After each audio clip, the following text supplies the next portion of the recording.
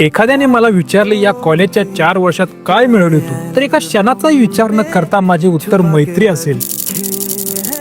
आणि ही आपली तीच मैत्री आहे जी आपल्या आयुष्यभराची आठवणी देऊन जाते पण कधी विसरू देत नाही. विषय कसा आहे, आज कॉलेजमध्ये होता माझा शेवटचा पेपर आणि या पेपर नंतर सर्व मित्रांशी भेटणं एक प्रकारे कमीच होणार होते.